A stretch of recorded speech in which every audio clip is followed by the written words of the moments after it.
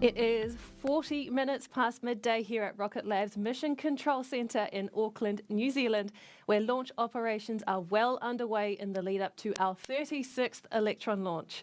Hello and welcome to our live broadcast for Rocket Like a Hurricane, a dedicated mission for NASA to launch the TROPICS constellation of hurricane monitoring satellites. Today's mission is flying from Pad B at Rocket Lab Launch Complex 1, our private spaceport on the Māhia Peninsula in New Zealand. T0 for Rocket Like a Hurricane is set for 1 p.m. local time. And for our friends at NASA watching in the United States, that translates to 9 in the evening Eastern Time, 6 p.m. Pacific, and a very early 1 a.m. UTC. My name is Muriel Baker. And I'm Keegan Black, and we are thrilled to be with you for today's mission. Our launch and safety operations teams at the range in Māhia and here in Rocket Lab's Mission Control Centre in Auckland are heading into the final T-minus 18 minutes of the countdown after methodically proceeding with final checks and preparations for Electron, NASA satellites and the launch pad to make sure all systems are healthy and ready for launch. We have an exciting pair of satellites from NASA on Electron today. The two 3U CubeSats will begin a new constellation in low Earth orbit to monitor tropical cyclones, including hurricanes and typhoons around the world, hence the TROPICS name, which stands for Time-Resolved Observations of Precipitation Structure and Storm Intensity with a Constellation of Smallsats. Another great NASA acronym. Today's mission is the first of 2 dedicated Electron launches to deploy the constellation. This first launch has been dubbed by the NASA team as Rocket Like a Hurricane, and in about 2 weeks' time, we'll be following up with a second launch. That mission has been affectionately called Coming to a Storm Near You. Both missions are heading to a 550-kilometre circular altitude above Earth at an inclination of about 30 degrees. This is a unique orbit best reached with a dedicated launch, making Electron the ideal launch vehicle to deploy TROPICS. Here's more from NASA about TROPICS and its importance, not just to NASA's Earth Science team, but for all of us eager to have more accurate and more timely information on powerful storms when they come our way. Here's a question. How does a group of satellites, each no more than a foot long, help improve forecasts for tropical storms and hurricanes? Let's take a look. Hurricanes are some of the most powerful and destructive weather events on Earth. The 2020 Atlantic hurricane season was brutal, producing a record-breaking 30 named storms.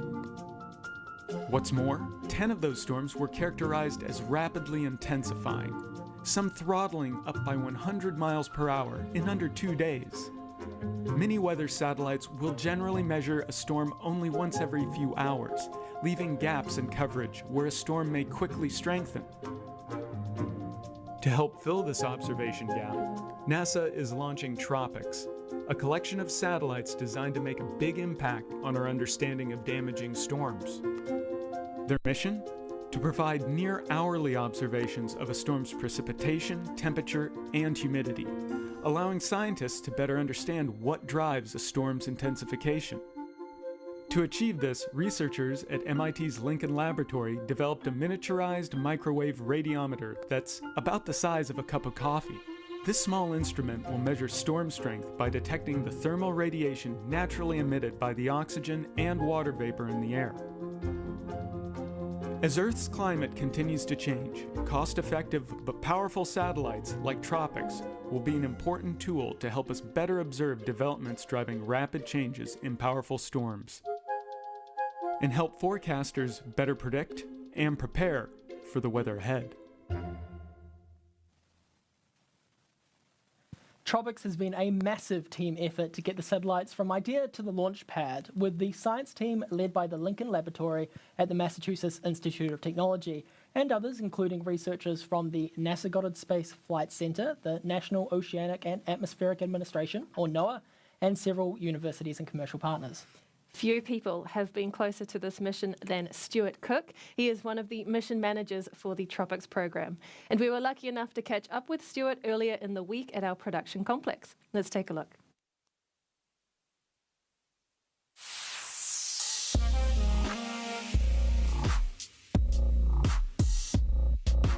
My name is Stuart Cook, and I work for NASA Langley Research Center.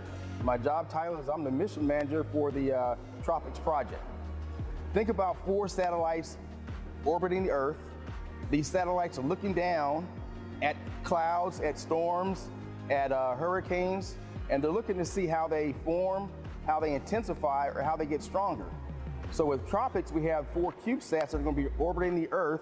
They're about the size of a loaf of bread, so very small compared to your traditional satellites. And the beauty of having 4 of these things orbiting the Earth is that they can revisit a storm every hour, which is very different from how traditional satellites do it. They may come by the same storm once every 10 hours. The data from TROPICS, we're going to feed that to our partners, which are like NOAA, the National Hurricane Center. They take it and it helps them improve their hurricane forecasting and hurricane modeling. So when you think about it from the end users and you look at a TV and you say, hey, a hurricane's coming up the coast of Florida, it says the storm could go this direction, it could go this direction. We have improved models that will have a tighter band of where that storm is going to be. It's giving better forecast information to not only NOAA, but to the viewers. So for the first launch is, we're going to have a launch window maybe at 2 hours. It says it can launch between 1 and 3 p.m. New Zealand time. The second launch, there's a lot of synchronization that has to happen, so it's pretty exciting for a company like Rocket Lab to be able to do that with that kind of precision to help us meet our mission goals. During the launch, I'll be in the Mission Control Center here, so that'll be a new experience. I'll be on console to give the roll call for all systems go for the payloads. We're just so excited to really see it happen now. I can't just contain my excitement because it's just a lot of anticipation leading up to this moment.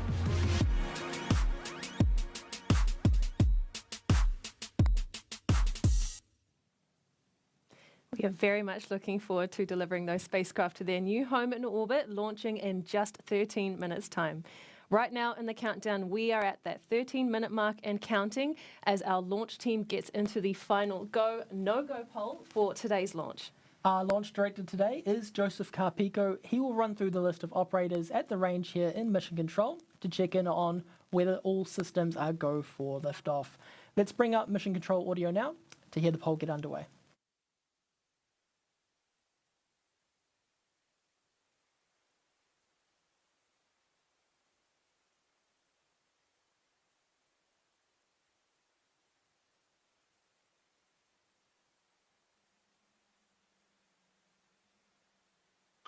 All operators, this is the LD on mission proceeding with the go, no-go sequence. Stage. Stage is go. Avionics. Avionics is go. GNC. GNC is go. VCON. VCON's go. T1. T1 is go. GC. GC is go. PLS. PLS is go. RSO. RSO is go. MET. MET is go. MM. MM is go. LD sub. LD sub is go. The go, no-go sequence is complete. We are now T-minus 11 minutes, 30 seconds and counting. We are go for terminal count at T-minus 10 minutes. From this time, the 3-word hold procedure is in effect.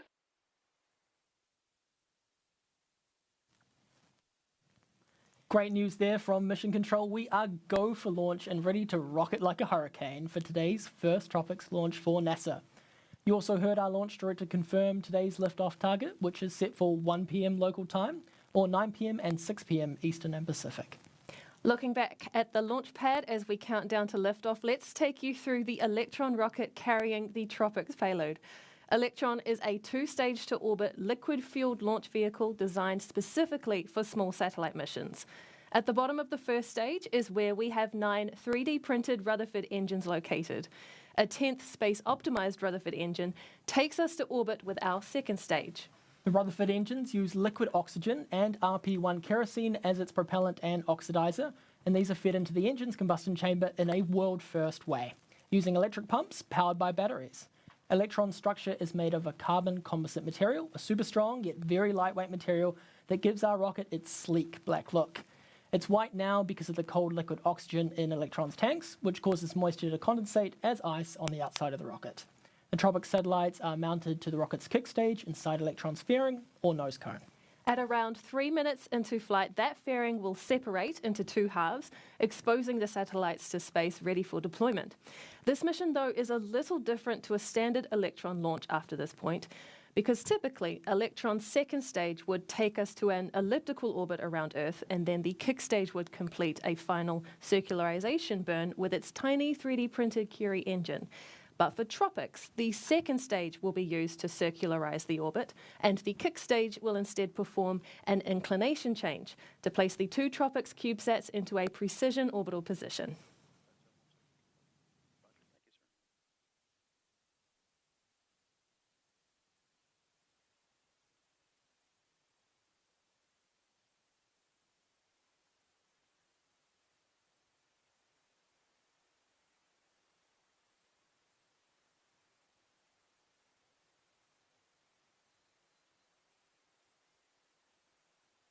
Avionics LD mission.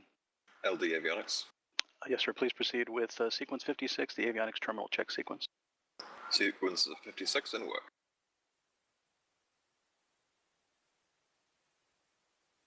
S-band is switched to high power for flight.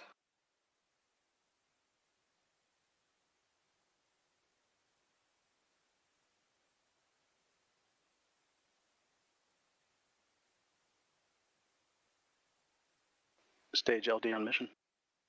LD stage. Please proceed with sequence 57. After today's first pair will be launched soon after, so that the constellation is up and running in time for this year's Atlantic hurricane season, beginning in June. So even before we have liftoff today, we know our second rocket will be rolling out to the pad for launch in approximately 2 weeks from now.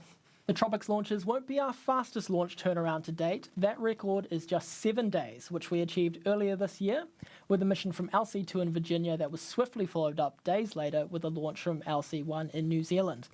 But 2 weeks between dedicated smallsat missions is something that just did not exist for smallsats prior to Electron. Part of the reason we can deliver these missions one after the other so quickly is down to our comprehensive parallel test programs to prepare multiple Electrons for the big day. Rocket Lab mission manager Jane McNichol has been across the entire campaign for TROPICS. She has more to share on what's involved in the lead up to launch.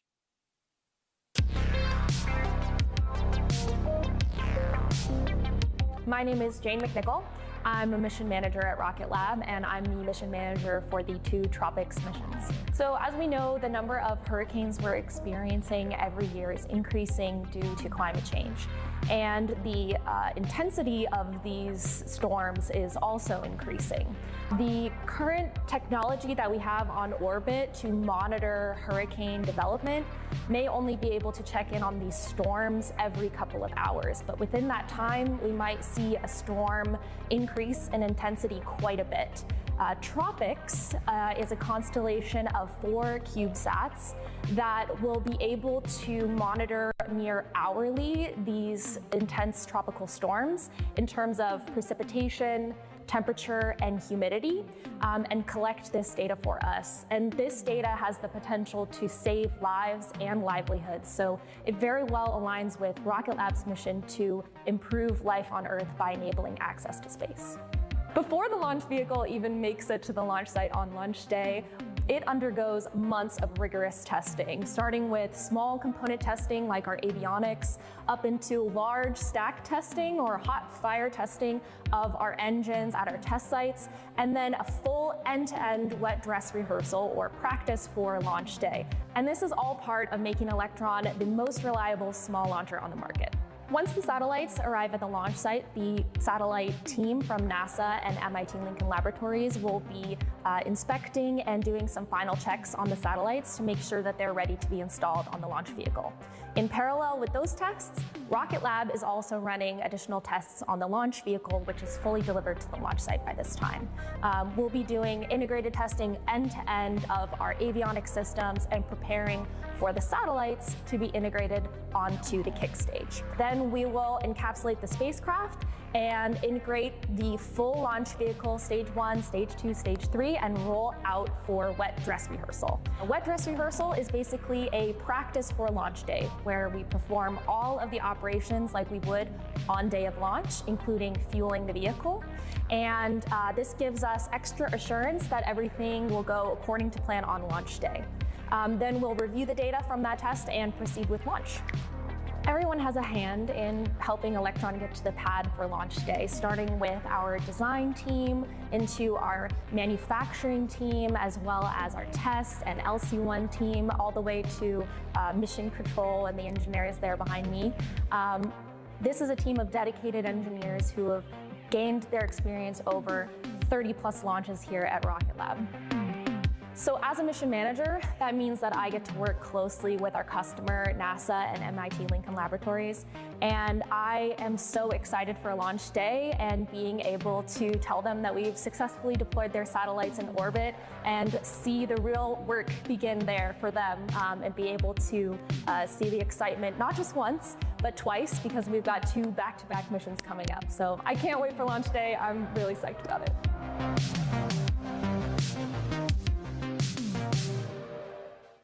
As we approach T-minus 4 minutes to liftoff, let's take you through the last moments before those 9 Rutherford engines ignite.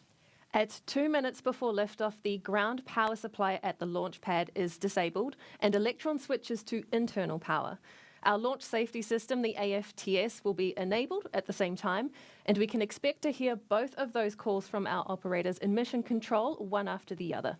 The liquid oxygen supply valves on stages 1 and 2 are closed about 10 seconds later, with another operator expected to confirm on comms that LOX load is complete. At under a minute to liftoff, the propellant tanks will be at their optimum pressure levels for launch. Ground control will soon afterward confirm the water system at the launch pad is ready to be activated for when the engines on the rocket ignite for launch. This is what will cause the large white cloud of water vapor at liftoff. At T-minus 10 seconds, the launch director will count down with the mission clock to liftoff. The engines will ignite at T-minus 3 seconds, and the launch pad's hold-down mechanisms will be released. Then Electron will take to the skies for its 36th launch for this TROPICS mission to space. We'll bring up the audio channels from mission control now to listen in, and then we'll be back with you after liftoff. All operators LD on mission. We are go for auto sequence start at T-minus 2 minutes. LD is go for launch.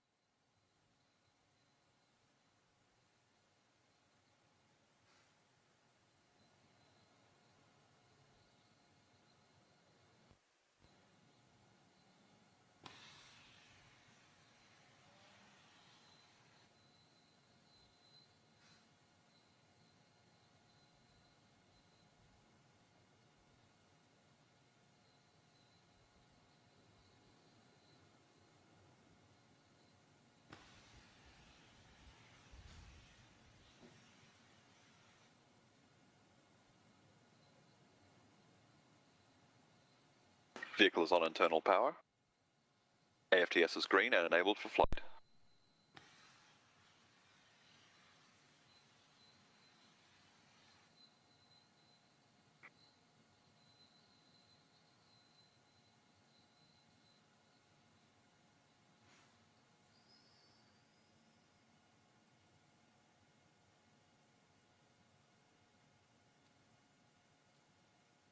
Lock load is complete. System is in recirc.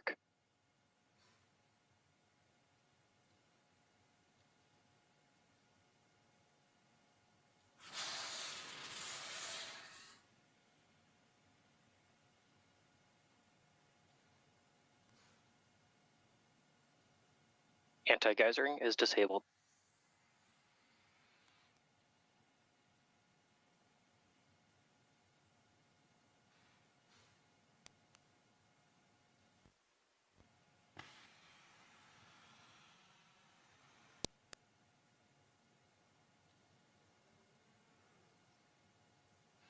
Stage 1, stage 2, press for flight. High flow engine purge enabled.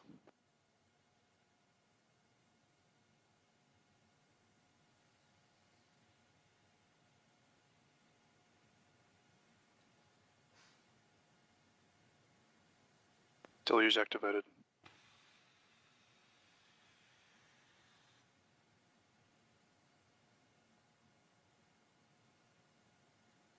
T-minus 20 seconds and counting.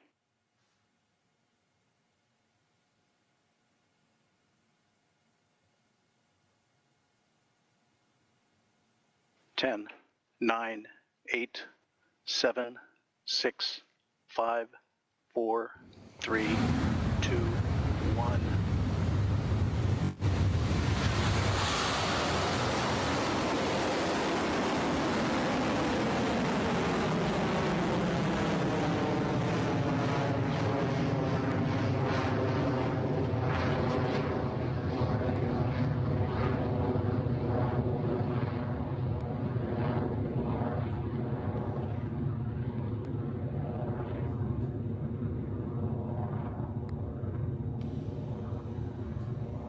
HVB discharge is nominal.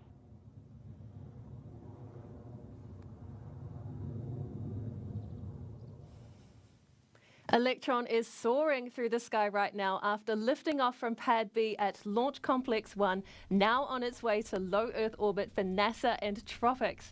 The first launch milestone the rocket will pass through is max Q, when the forces against Electron are at their peak as the rocket moves quickly through the atmosphere.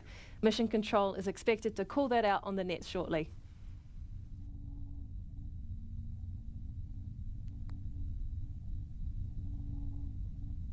Clear at max Q.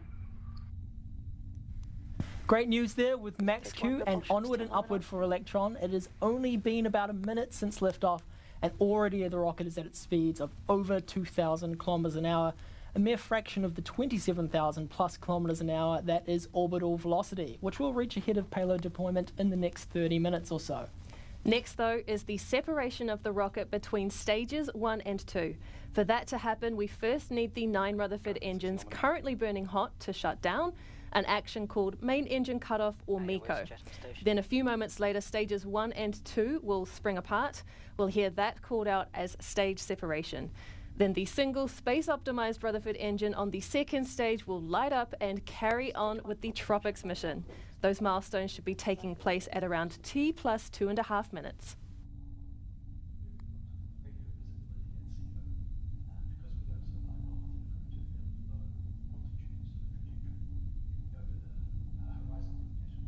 "15 seconds to MECO."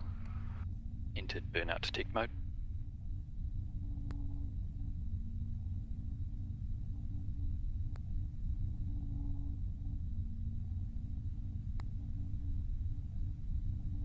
MECO confirm.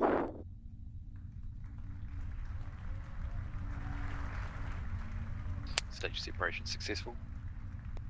Stage ignition. Exactly as we expect, there goes MECO, stage separation, and we can now see that the Rutherford engine nozzle is glowing hot on the second stage. The TROPICS satellites remain in good health on the Electron, and soon the rocket's onboard computer will command the fairing to separate and fall away. Now that we're in the vacuum of space, TROPICS doesn't need the protection of the fairing anymore, so we get rid of that dead weight to maximize fuel efficiency on the way to orbit. Fairing separation successful. If you're looking at the screen at the right moment just there, you will have seen those 2 nose cone halves falling away as planned with the fairing separation. Electron is performing nominally on its way to orbit with a few minutes between now and our next mission milestone, the battery hot swap for our second stage engine at around 6 minutes, 52 seconds into flight.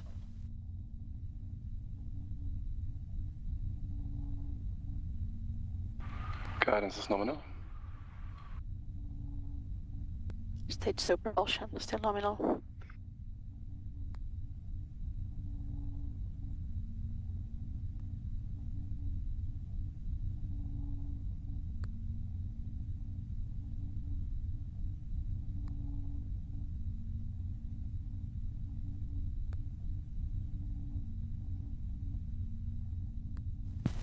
Electron and TROPICS are moving at a good pace right now, well over 8,000 kilometers an hour. At the T plus 4 minute mark into the mission, the vehicle is currently at 234 kilometers in altitude, with another 300 or 50 so kilometers to go until we reach our 550 kilometer destination. Getting there is only one part of the journey though, as TROPICS won't be released immediately at that 550 kilometer first touch. The satellites will remain attached to the rocket's third stage and complete a full loop of Earth before they can be deployed on their home orbit. We'll explain that process in more detail later when we get closer to that point of the mission.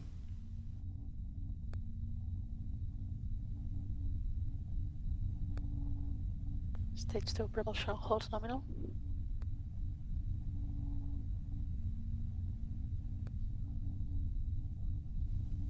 A quick check of the dials on our screen tell us that all remains nominal for Electron and TROPICS. The rocket is moving steadily at more than 9,000 kilometers an hour, and we are inching closer to that 550 kilometer mark now that Electron has passed more than 300 kilometers altitude. To keep the mission running smoothly, we'll have another launch milestone coming up soon. It is called the battery hot swap, and it's essential to keeping our Rutherford engine running all the way to the mission's altitude destination. That action is due at around 6 minutes and 52 seconds in flight, so in just another 1 minute or so.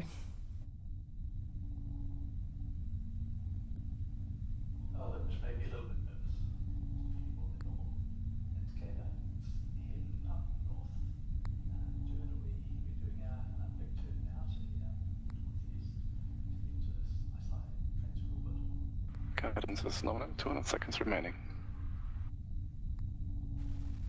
What we call the battery hot swap maneuver is a unique action for our Electron rocket. When the first 2 battery packs supplying power to our electropumps on stage 2 are close to being drained, Electron switches to a fresh battery that will ensure the Rutherford engine lasts the distance to orbit. It's a move our rocket has performed countless times before, but it is a move unique to Electron. Battery hot swap is on its way in just a few moments, so we'll bring up the mission control comms again to listen out for the call.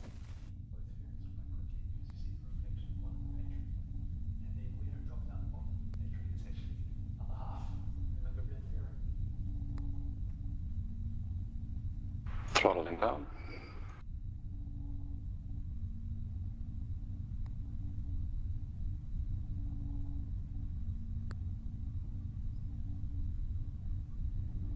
Hot swap successful.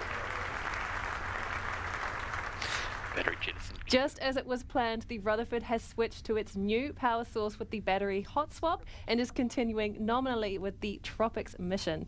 There are a few minutes left in the engine's burn time before the second stage completes its final actions for the mission, shutting down Rutherford and then separating from the third stage. Yes, has saved.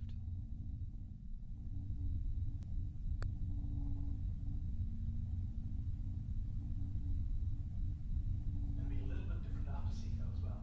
So SECO is going to be right about the north line. HVB discharge holding nominal.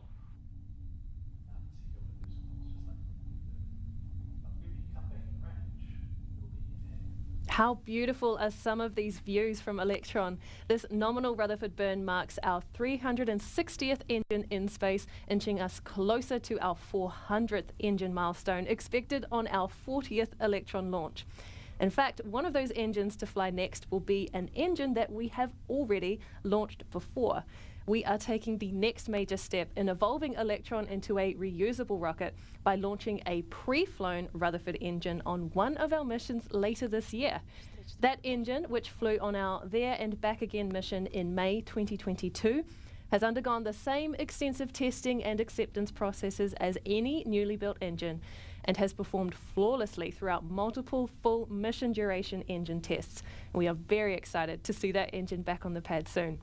But back to TROPICS, and that second stage is performing well, and the TROPICS payload is healthy as both continue travelling at speeds of over 19,000 kilometres per hour.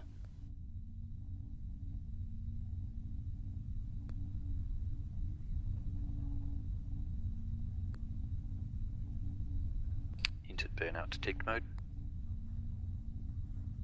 All right, at T plus 8 minutes 56 seconds into this mission for NASA, and we are nearly in orbit.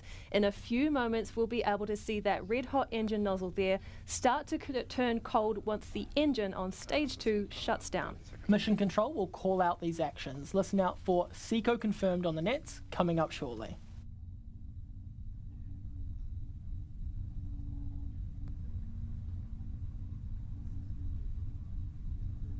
SECO confirm.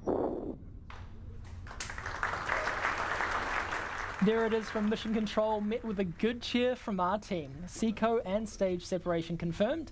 That means our kick stage and TROPICS satellites are now in their phasing orbit of Earth. It's been a perfectly nominal mission so far, but Electron's work isn't quite done yet.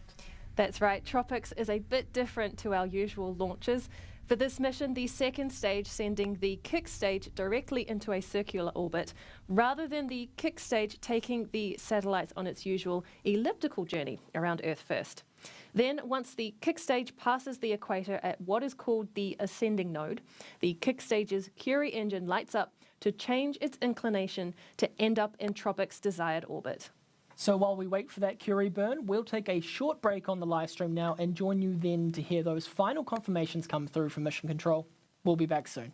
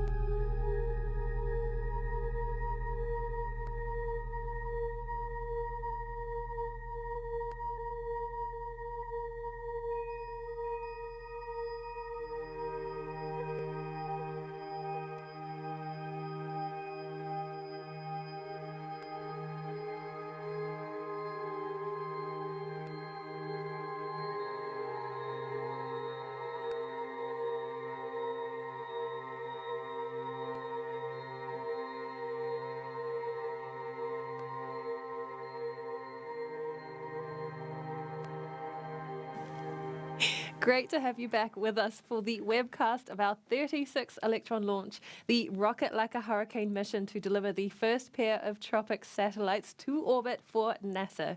We had a great liftoff from the pad at Launch Complex 1 today, where Electron cleared the Māhia Peninsula quickly and made its way northeast and successfully passed through early launch milestones like max Q, main engine cutoff, and separation of the first and second stage.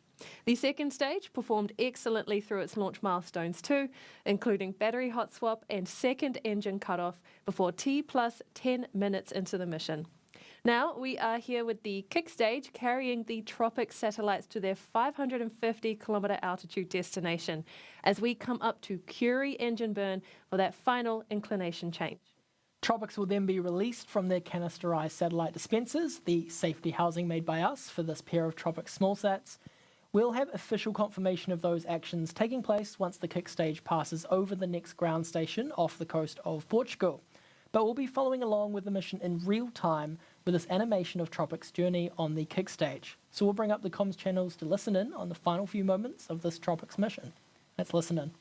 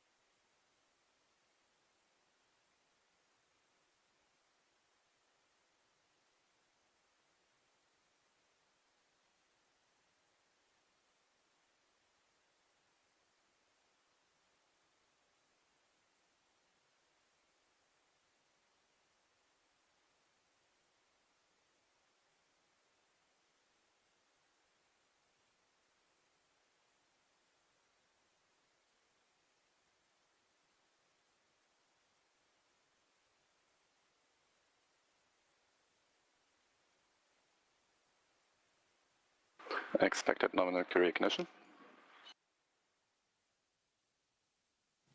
Word there from Mission Control that the Curie engine is expected to have now ignited.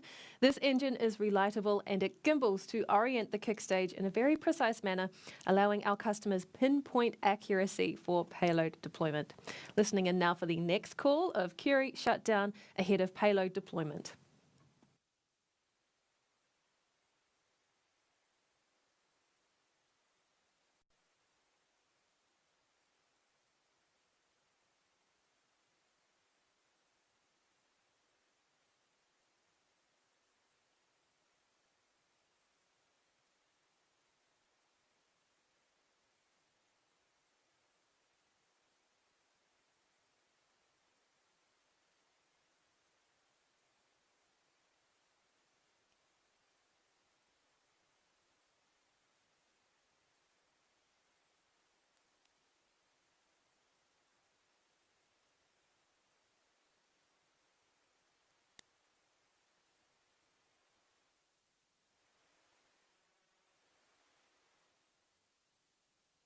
As Marielle mentioned earlier, we're currently waiting for the Curie engine shutdown, followed by the call for payload deployment for the first pair of TROPICS satellites for NASA.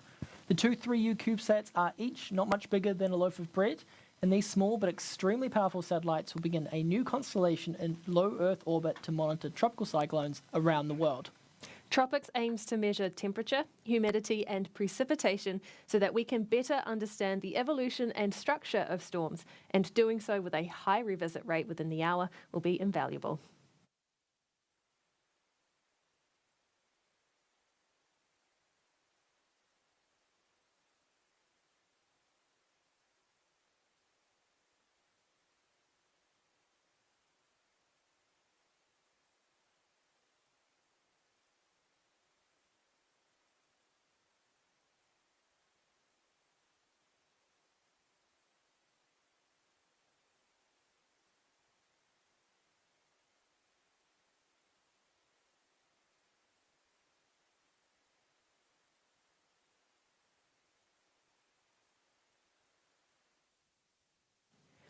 Curie engine shutdown is expected at around a few minutes from now, actually, so not long to go. And then a few seconds later, we should hear expected nominal payload deployment from Mission Control.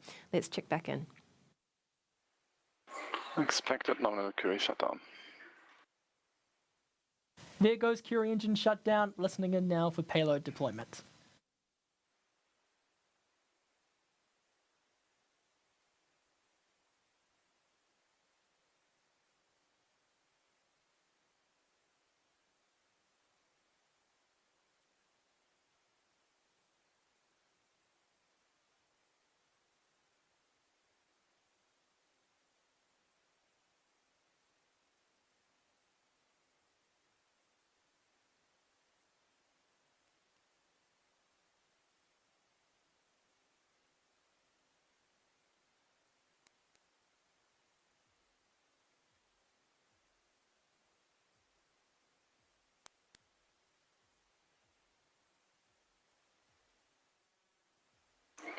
Expected nominal payload deployment.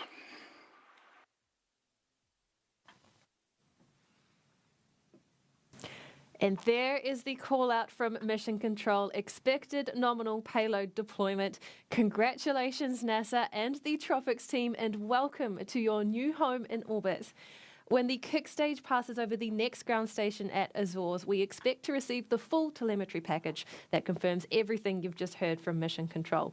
Look to our social media channels for that update within the hour as we close out this broadcast for our 36th Electron launch. And we'll be back to do it all over again with NASA for our second launch for the TROPICS mission to place another pair of small sats on orbit for this important constellation.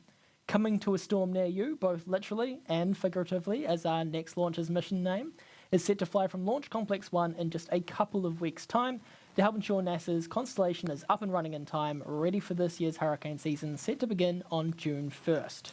We're going to end the broadcast now, but you can always keep in touch with us and stay in our orbit by following us on social media to see, hear and learn about what we do here at Rocket Lab. And to follow along NASA's TROPICS mission, you can head to blogs.nasa.gov/small satellites. Thank you so much for joining us. This is Rocket Lab Mission Control, signing off.